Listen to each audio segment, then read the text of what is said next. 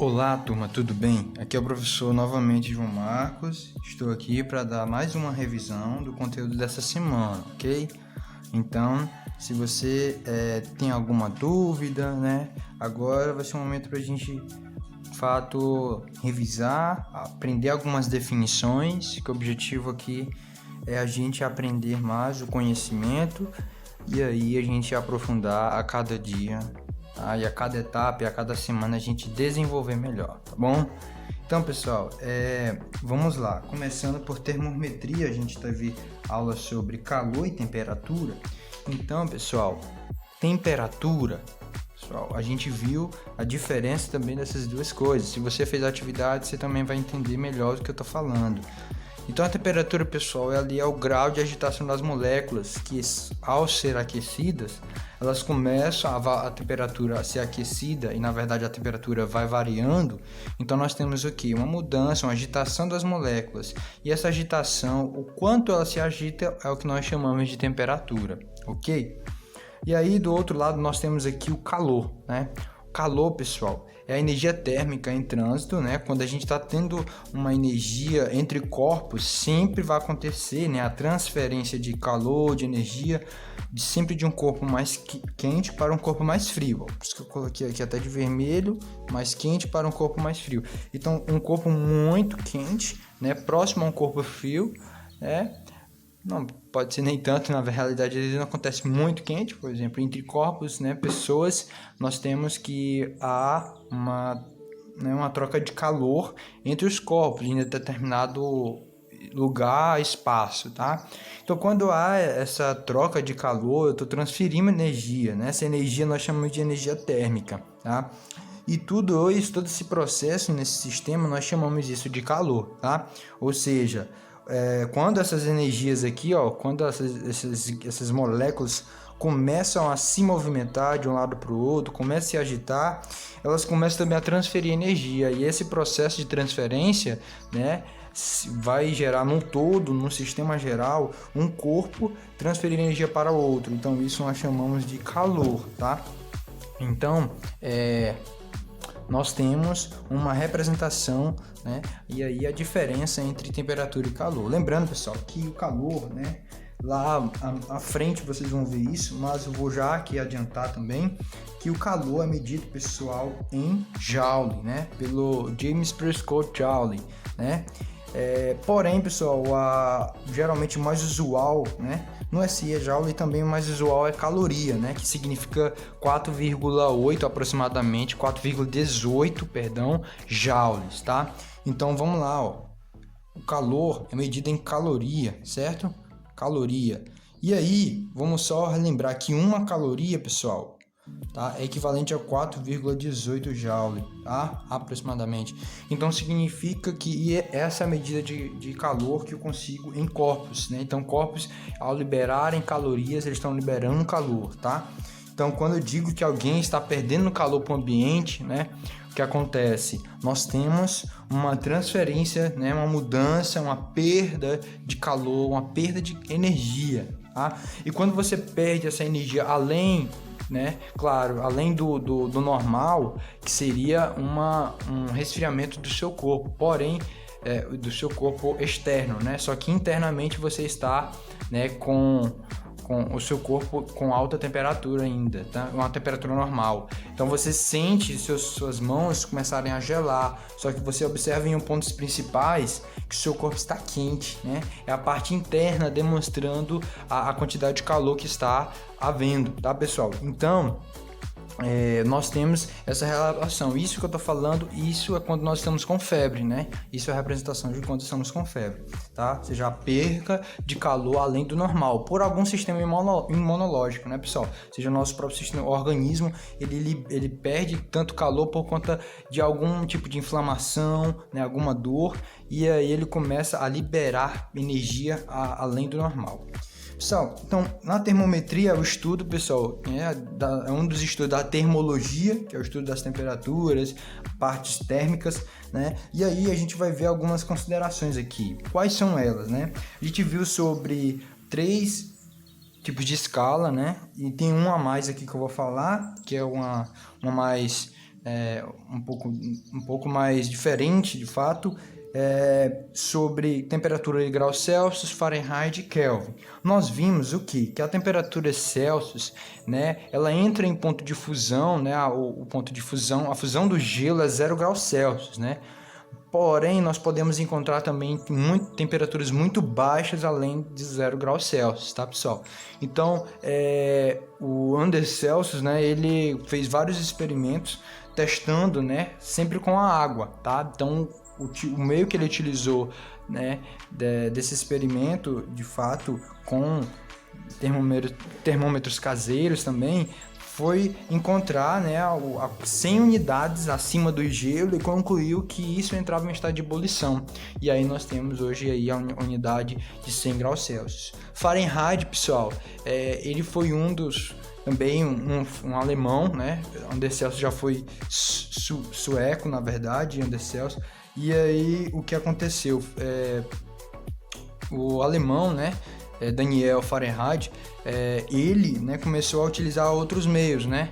Então ele estava utilizando, além da água, gelo, né? Gelo, sal e álcool, né? Ele estava utilizando gelo, álcool e sal, né? No caso seria o cloreto de sódio. Então ele começou a fazer vários experimentos. Ele entendeu que o ponto mais baixo, né, o ponto que encontrava mais próximo ao de gelo nesse experimento seria de 32 graus. E aí recebeu o nome de Fahrenheit pelo sua própria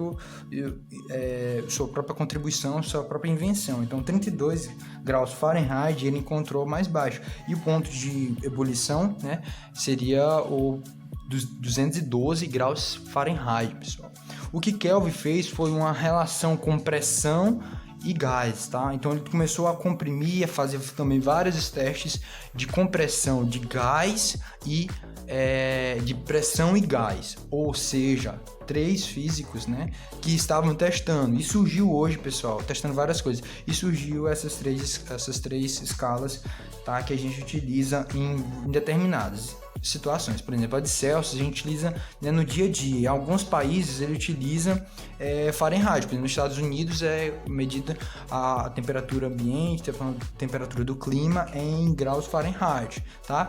Em alguns países, né? Já para nível molecular, né, subatômicos, em laboratórios, aplicações físicas, laboratoriais e químicas, nós utilizamos, pessoal, temperatura em Kelvin, tá? Porque em temperatura em Kelvin a gente vai observar o zero absoluto, né? Que é a temperatura mais baixa. E nessa relação de pressão e gases foi de menos 273 graus Celsius, de menos 273 graus Celsius, ou seja, esse valor foi o ponto mais baixo, né, de ser assim o zero absoluto, ou seja, onde que não há mais nenhum movimento molecular, um valor muito baixo, sem movimento molecular, ó, o zero absoluto, né? Então, considerou, né, que a escala de 273 graus, né, Celsius seria o ponto mínimo da fusão do gelo em relação a graus Celsius, tá, pessoal? Mas em Kelvin é menos 273 graus Celsius. E aí a gente encontramos essa fórmula aqui, ó, que a temperatura de Kelvin é sempre a temperatura de Celsius mais 273, né, unidades, tá? E essas unidades vão ser somadas ao grau Celsius e nós encontramos o valor em Kelvin. O contrário seria subtrair, né, pessoal? Se eu quero em Celsius, eu vou só subtrair, né? Eu passo isso para cá negativo, então eu vou subir a temperatura em Kelvin menos 273, tá? Então, agora eu vou falar sobre o comportamento anômalo da água. Antes disso, acabei esquecendo aqui, pessoal, a escala Réaumur, né? É um físico também, um físico francês, né? Então, ele criou a escala Réaumur, né, que representa o ponto de fusão Réaumur então, até chegar a 80 graus Réaumur.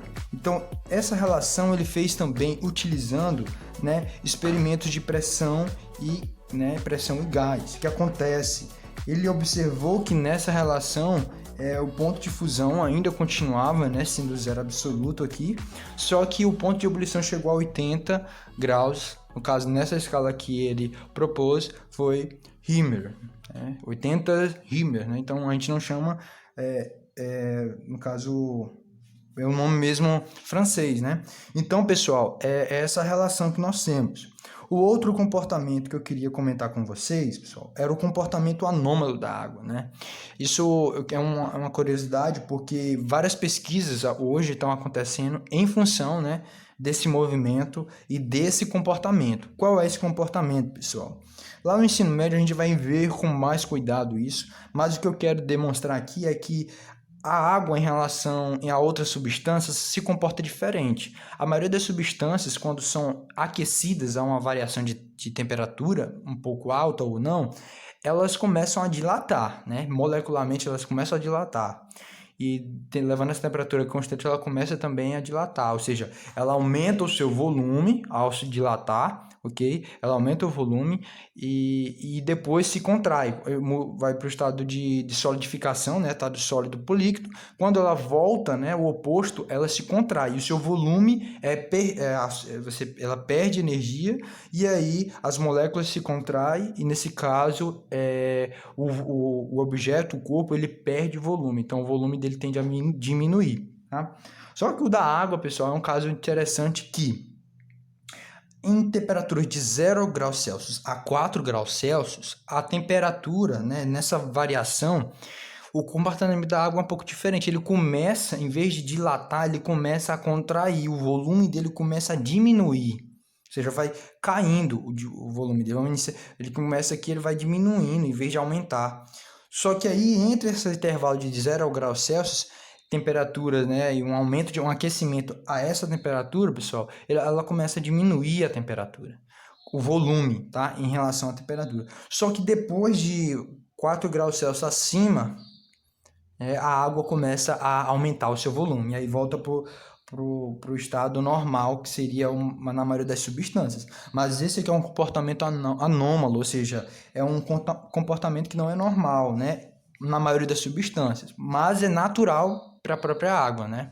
Ok? E aí a gente tem várias aplicações desse comportamento, né? E estudos, como também estudos sobre supercondutores em baixas, né? Encontrando energia através desse comportamento anômalo da água, tá, pessoal? Então, essa é uma pequena revisão, tá? Então não vou prolongar muito.